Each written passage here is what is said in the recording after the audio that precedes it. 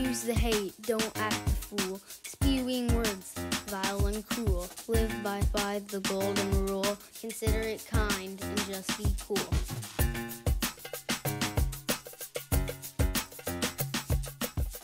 Hey, welcome to the Just Be Cool show. I'm Paco, and I'm here with my good friend Reggie, and we're the Just Be Cool guys. Welcome. And if you haven't joined us before, our show is actually the extension of our summer 2020 anti-hate campaign. Yeah, and we're really lucky. On this episode, we get a chance to interview Sarah Parker, a professional dancer and choreographer based out of New York City. She's appeared on Broadway in films and TV, and recently got a chance to perform and record a personal project called Least Common Denominator. Here's a clip. Do you remember the term least common denominator? Do you remember what it means? So the least common denominator is when you have a bunch of different fractions and there is one common multiple among all of them. It's the one number that they can all be reduced down to. We have a least common denominator. You and me, we're all members of the species Homo sapiens. We're all humans. And that ties us together into a community that's not defined by our physical aspects, like you got 2 eyes, 2 ears, and a spleen. We share hopes. We share dreams and pain and fear and desire and love. We share the unseen. Our least common denominator is the authentic, most inward and hidden parts of ourselves.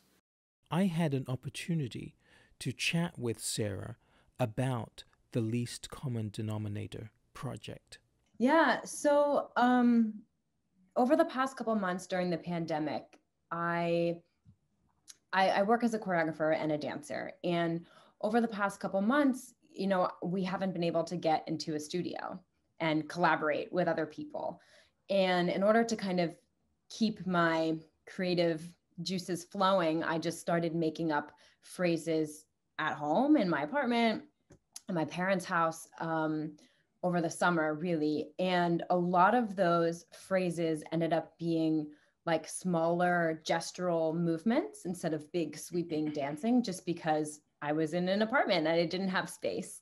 And so I found myself playing with kind of this new style of movement. And I have a very good friend named Matt Ransdell Jr., who's a spoken word artist. And he had been putting out a lot of pieces over the summer, especially about Black Lives Matter and about social justice and stuff like that. And they just really moved me and inspired me. And I was like, I think I'm going to try to create a movement piece to one of these. And so him and I started collaborating, and I created a couple solo pieces to his works. And then at the end of the summer, I was given an opportunity to create a piece for an outdoor dance festival that was happening upstate New York, a very small, socially distanced outdoor kind of thing. And I was allowed to create a duet with one other person. And so I wasn't exactly sure what I was going to do yet, but I asked my friend Yaman, who to collaborate on it with me, because I've always wanted to make something with him. And I knew the theme that I wanted to go for in the text was, I really wanted it to be about human connection and about humanity and shared experience and that kind of thing.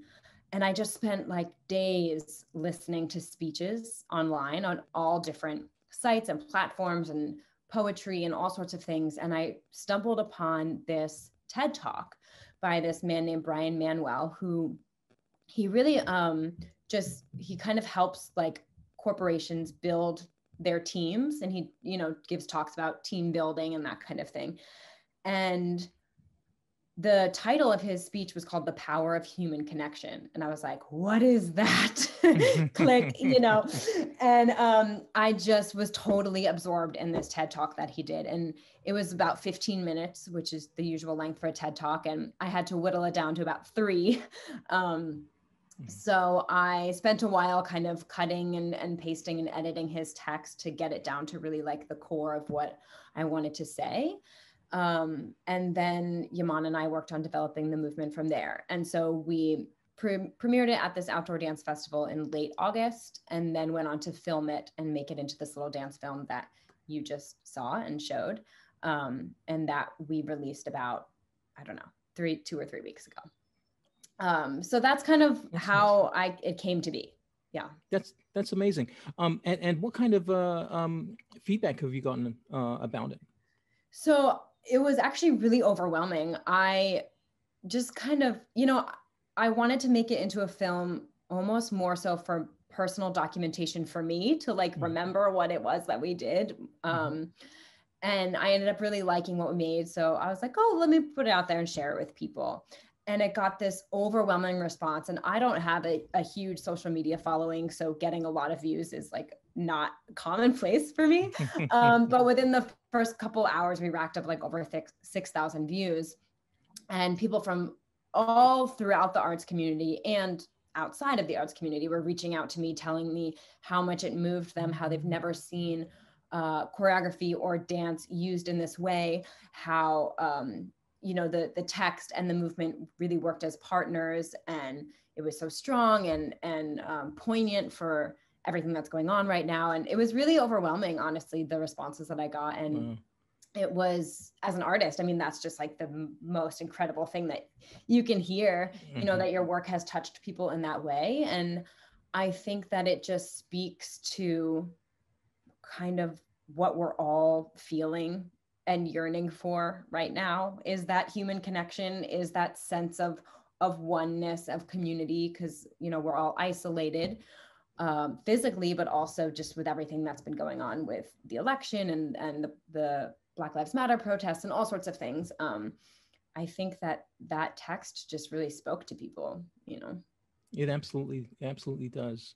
It's an amazing piece. Thank you for creating it. So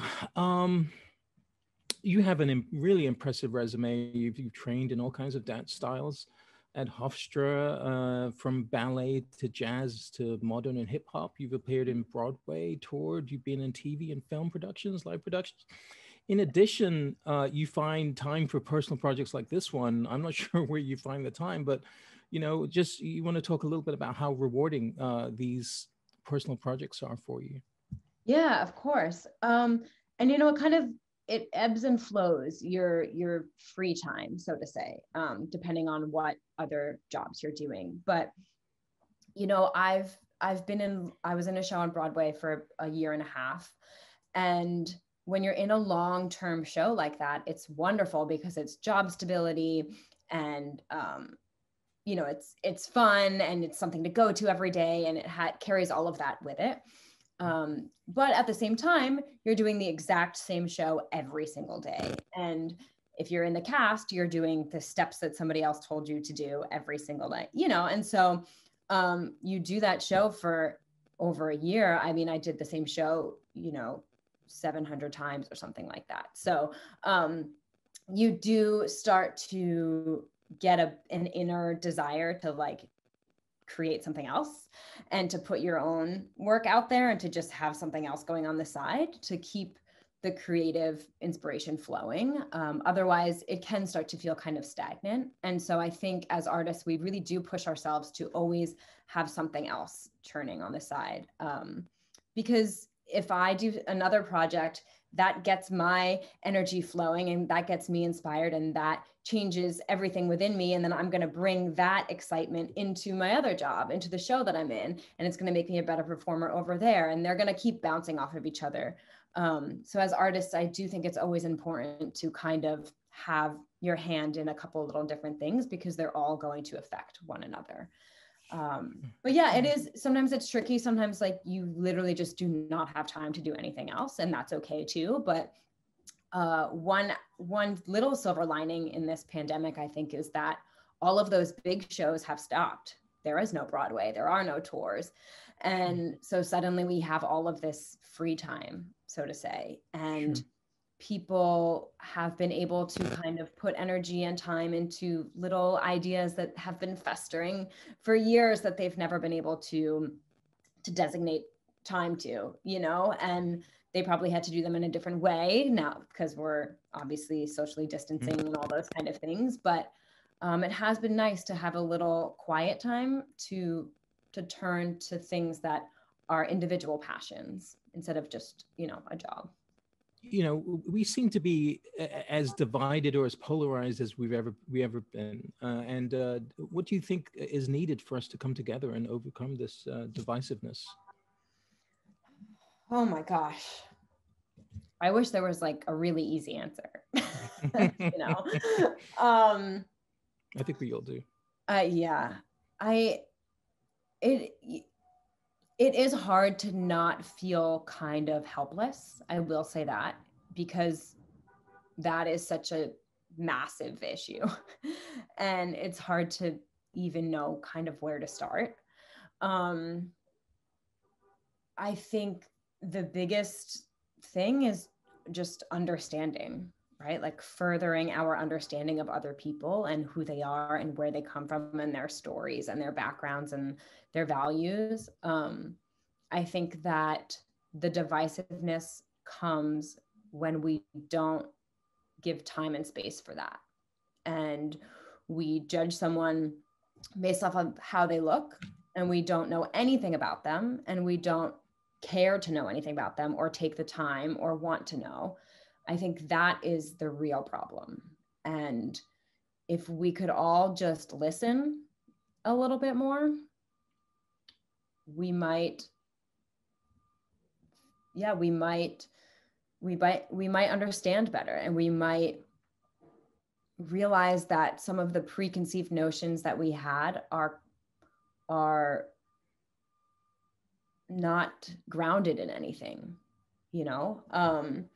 So I do think that like just a better understanding of one another is the ultimate key, but how we get there is more tricky. I do personally, you know, I think that art can play a big role in that, which is kind of what I have been striving for in my recent work. I think a lot of times artists, especially dance and theater, can kind of be regarded as fluff, as entertainment and jazz hands and, you know, something for fun. And it can be that for sure, but it can also serve a much deeper purpose. And that's personally my mission for being an artist, is to do something deeper with it than just entertain. You know, I really do think that it can heal. I really do think that it can open people's minds and broaden people's horizons in a way that watching the news isn't going to, or just having someone talk to them isn't going to. I think that, you know, people get drawn into art even when they don't expect to be, and it can change something within them. And I think that that's valuable, and I don't think it should be overlooked. And I want it to be more present and just keep pushing forward, because I do think that artists are a really valuable resource for healing. Yeah, absolutely. And the thing is that the news is so in your face with it, and whereas the arts is almost like it's almost subversive, right? It's a way to kind of, you know, give people a good time and kind of slip in the message, you know, kind of exactly in the back door, you know. Right. If you can go out to a show just expecting to be entertained, and you go out for dinner and you go to a show and you can leave actually thinking something differently, or being like, hey, you know what, actually I never thought of it that way, or that made me realize this, that's going to stick with you a lot more, that experience, than if you were to just, again, hear something on the news or whatever. Yeah, absolutely. Well, that's it. I really appreciate your time, and of course. Like I said, Paco and I we were so impressed with your work, and we're really looking forward to seeing further works. Thank you. I appreciate it. And I appreciate what you guys are doing down there. I think this is so important, just to have these, you know, these little conversations can really go a long way. So yes, thank you for the work you're doing. Absolutely. Well, we'll stay in touch. Yes, of course. And thank you so much. Yes, thank you, Reggie. Take care of yourself, Sarah. Thank you. Same to you. Whether you're like us in our classrooms and you're trying to make connections with your students, or you're preparing for a job interview, or any situation where you really need to be present with another person, what's really needed is authentic human connections. What are your thoughts, Reggie? Yeah, I absolutely think that that's the case because I know that one of the reasons why I got into journalism initially was to be able to meet new people, and that was one of the things that really I enjoyed, getting the chance to meet new people, do different things, Mm. and one of the things I really thought was a different experience that I wasn't expecting is when I started teaching and students. Really didn't like having to interact with people that they didn't know. I wasn't really prepared for that. So I really think that I don't know if that's something that's kind of contributing to the issues that we're seeing Well, it's with. interesting because you see, especially with young people, but I mean, people in general, they're texting, they're emailing. There's all sorts of communication going on. Yet there's a difference when it's face to face. I wonder if that has to do with technology. I think it does have something to do with technology because I think that I found that young people are very intimidated when they're forced to have to reach out and interact with people that they don't know. Mhm. And one of the things that they find out, it's actually a thing. If you were to look it up on the internet, it's called conversational competence. Mhm. And one of the things that my students find is that it's really not that bad. I force them to interview, kind of like some of the interviews that we've done on the show, and Right. really all an interview is really a targeted conversation. Yeah. So and so really there's, but the fear a lot of times going in is what students are looking at, and but once they do it they find out it's really not that bad. So Yeah. I mean, I even find myself sometimes having some anxiety when it comes to the idea of having a one-on-one face-to-face conversation with somebody.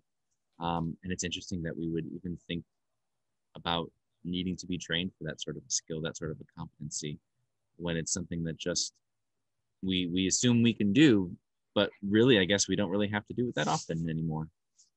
well, I mean, when I was in journalism school and when I was working as a journalist for a number of years, it just was kind of second nature. I mean, to go up to someone that you don't know and to speak to that person. But you kind of take it for granted that that you assume that, well, this is fine for everyone to do, and it's not the case. So um, it's it's sometimes difficult to kind of assume that everyone has your same experience a lot of times, because people don't have the same experiences and they don't feel comfortable doing the same things. So Right. but I do think that that is a key piece and key ingredient to being able to understand. One of the things that Sarah Parker talked about is understanding, and it's very difficult to understand someone if you cannot converse with that person. And So I wonder. So we're talking about authentic connection. We're talking about conversational competence. Those are very technical terms. And I wonder if there's a way that we can connect it just with experience so that it seems less technical and is something more natural. Um, I yeah. remember, I mean, could you tell us some stories about, I think you were sharing earlier some stories about your parents. Yeah, so one of the things I had written about, and it's kind of a driving motivator for me with this campaign is I had written a couple of stories. One of them is about my mother, and when she had uh, uh, connected with a stranger, Mhm. and they had become friends, and as a result, I have one of my best friends that I've known 50 plus years, and both of our families are very close. And then I have also a story about my dad, who had connected with someone who was very different than him, and it's just a very touching story. So, um, that's one of the reasons why I think it's very, very important for us to bridge the gap, and the differences Mhm. between or among us, because they could drive us apart. Yeah, and those I remember when you were sharing those stories, just how moving and how touching they were. And I think that if we all look to those, we all have those experiences, whether we're looking to our families or people that we know closely, where we can kind of get that modeling of what authentic connection looks like. And we'll be sure to include links to those stories in the information for this episode.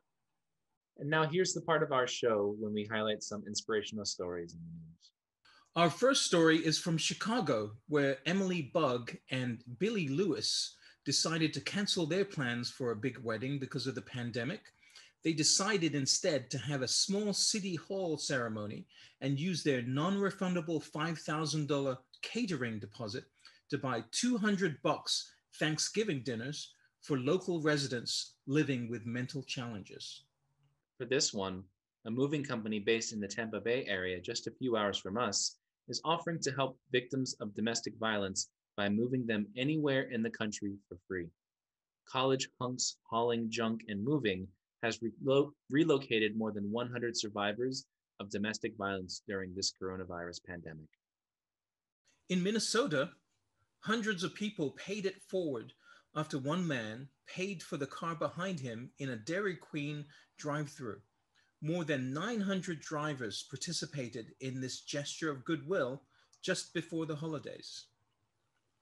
And finally, a Florida Panhandle businessman paid more than $7,000 of past due utility bills for 114 households so their electricity would not be turned off.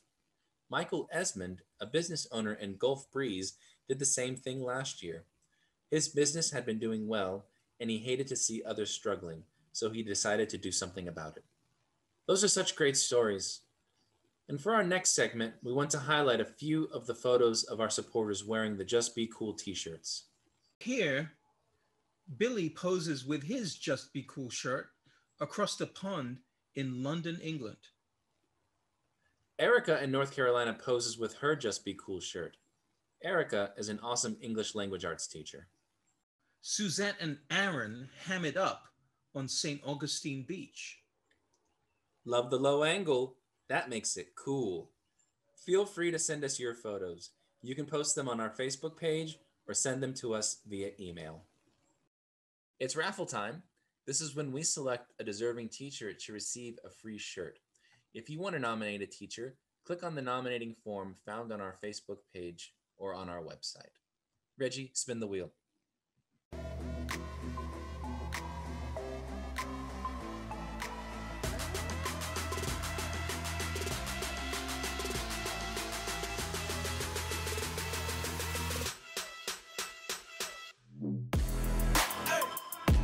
This month's winner is Alicia Stein. Alicia teaches at Bay Haven School of Basics Plus in Sarasota, Florida. Her nominator wrote that she's an incredibly creative and caring instructor, and her students adore her. Congratulations, Alicia. We hope you wear your new Just Be Cool t-shirt with pride. That's it for this episode. We hope you enjoyed it, and thanks for watching. Be sure to check us out online at our website, www.justbecool.co, and our Facebook page. Feel free to email us at justbecoolyall@gmail.com. In a world where you can be anything, be considerate, be kind, and just be cool. Bye now. Use the hate, don't act the fool. Spewing words, vile and cruel. Live by the golden rule. Consider it kind and just be cool.